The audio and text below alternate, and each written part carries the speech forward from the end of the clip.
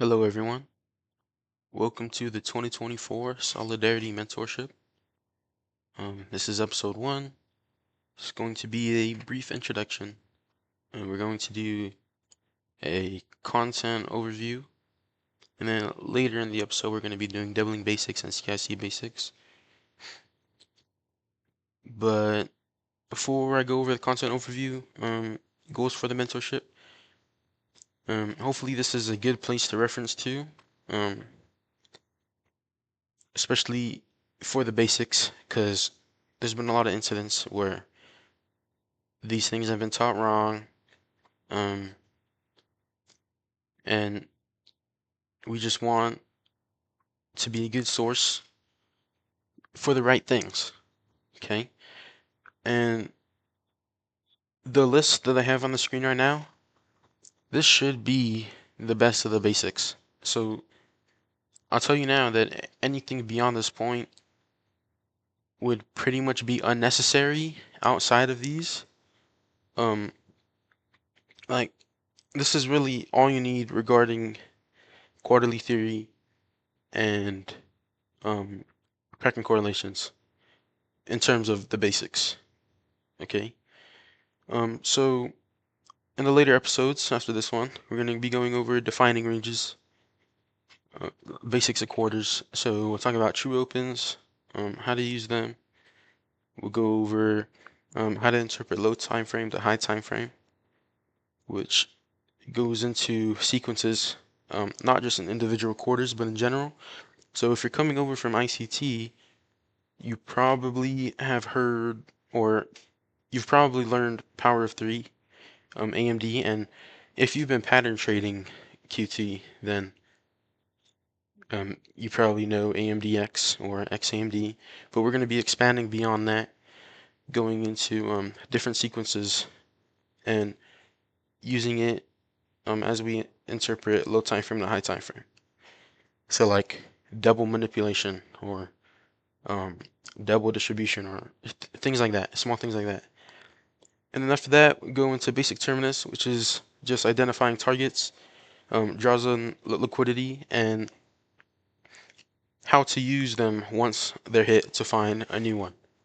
It'll be very simple, but I'd like to focus on the ICD MMXM terminus interpretation. So point of origin and terminus and flipping it around, vice versa, which would be a good bridge to then move on to the different CICs, cracks and correlation. A lot of these are already out in public, so there will not be any enigma type concepts in this mentorship.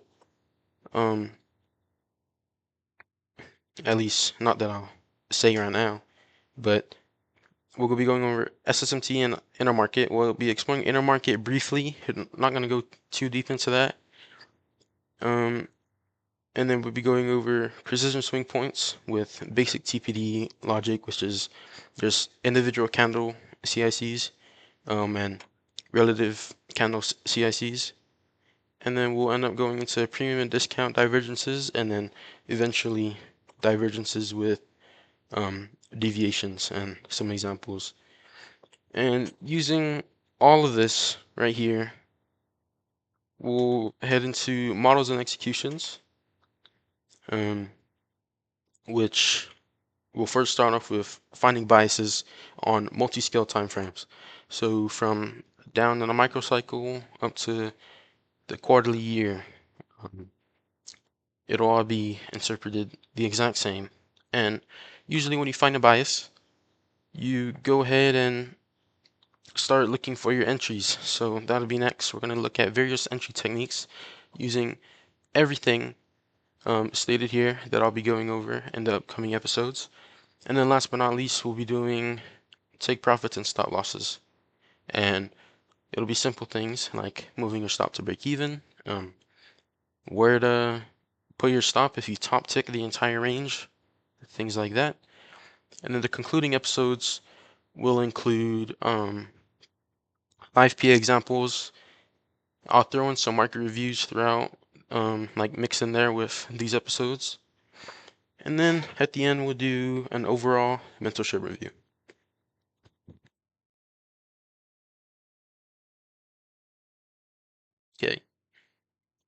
doubling and cracks and correlation.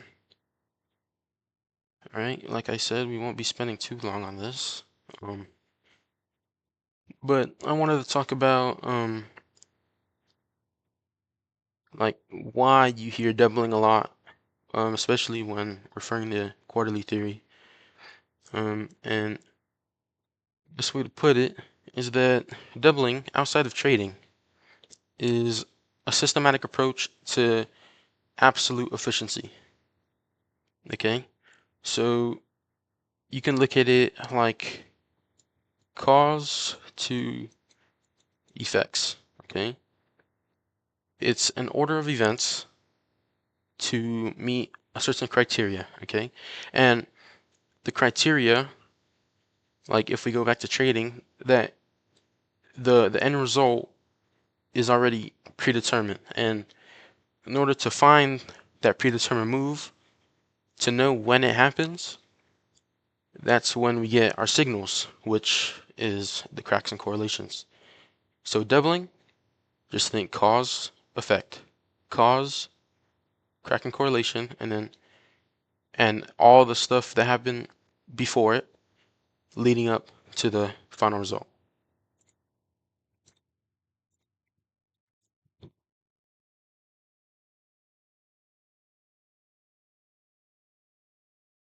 Okay, now if I were to use a simple example, without going too deep into doubling, I'll just do something quick. So these are 1 hour time slots.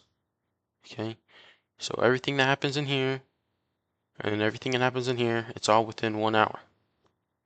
Okay, so time moves forward, obviously, but whatever happens in this time will be mirrored onto this time. So let's say we have a firework being created. Okay, and then we're building a firework within this hour. So at the start of the hour, we got the body of the firework. Let's throw in some gunpowder in there. The wrapper, the paper, and then we got a stick, the stick sticking out of it. And then eventually there'll be a fuse. So the firework, okay? Now, since nothing has happened to these physical properties yet, it can all be transferred over to this time. Okay, so we got the body, alright, the firework, got the gunpowder, paper, the stick, and then a fuse. Alright. So now where the anticipation comes in is, what do you expect a firework to do by the end of its lifetime? You expect it to go boom. You expect it to explode. It has a lot of colors. You can see it in the sky. It's very bright. Okay? But we need certain requirements to make it fulfill its purpose. It already has all these physical properties that make up the firework that allow it to go boom. But we need something else, right? We need something to light the fuse. So that's where the match comes in. We have a match. Okay, the match will now be lighting the fuse. So it's slowly going up. The fuse is lighting. It enters the firework, and then it goes boom. Okay, boom. You have it. Its purpose has been fulfilled. We anticipated the firework to explode. You could already anticipate the firework to explode from 8 to 9 because that's what it's being built for. Now from 9 to 10, in this next time slot, you just need something to influence the boom, to allow it to go boom. And that's when we will, oops, that's when we will transfer to the next slide and bring that logic over here. Okay, so let's say the same thing. We'll just use the same times, 8, 9, 10. Okay, now we're going to be looking at a range. All right, so we put in the high, make this low, again higher and lower, higher and lower. We come to the end here, okay, and we go up, right? We have this range. Now, just like the firework had the gunpowder, the paper, the stick, and the fuse, okay, this has its own properties. This whole range being the hypothetical firework, has its own properties that make it a range, okay? You have the highs and the lows, all right? That's a property. And let's say you have this order block here, okay? Let's say you have a fair value gap here, all right? Little things like that that make up this range, okay? Now, going back to the firework logic, all right? We anticipate it to go boom. So we look at three things, okay? We look at what we have, okay? We have a firework. What do we want?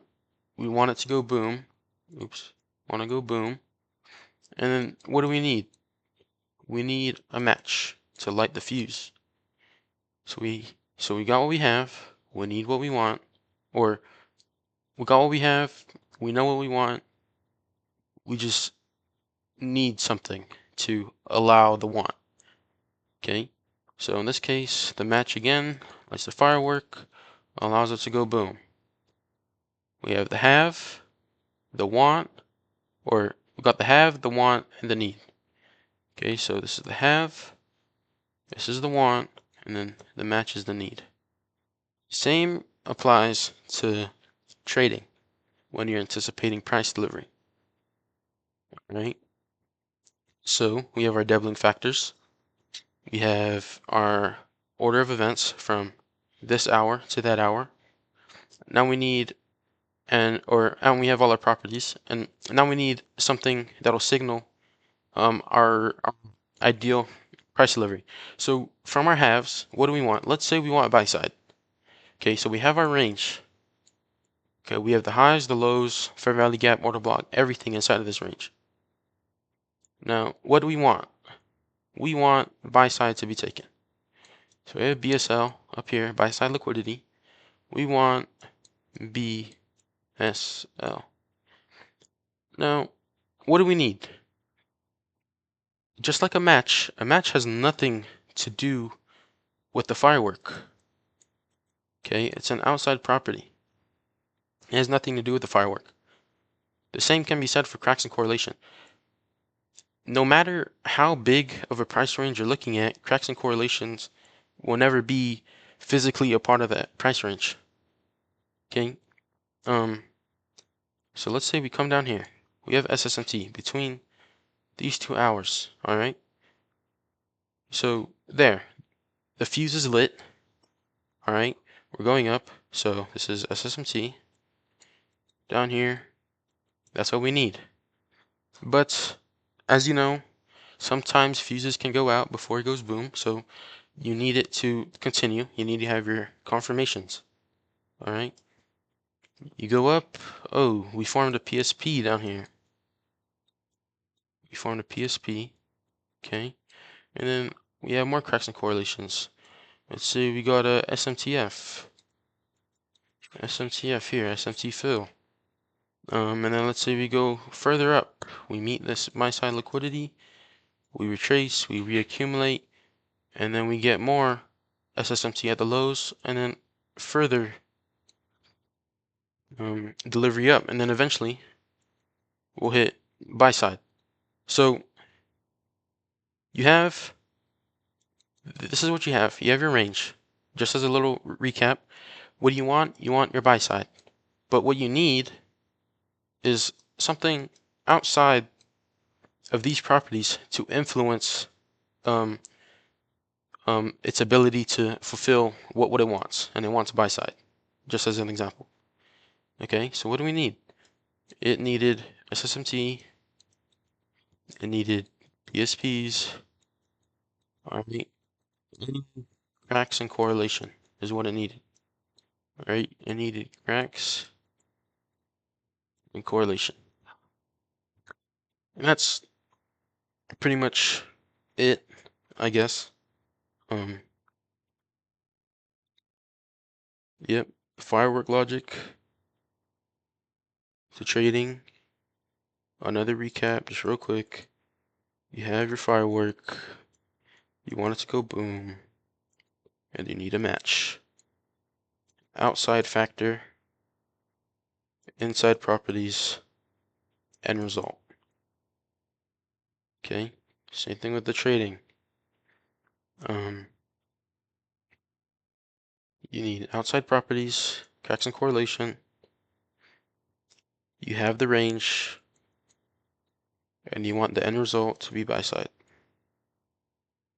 Okay, you want the end result to be buy side. It's as simple as that. I hope that all makes sense. That's pretty much it for episode 1. I'll catch you guys on the next episode.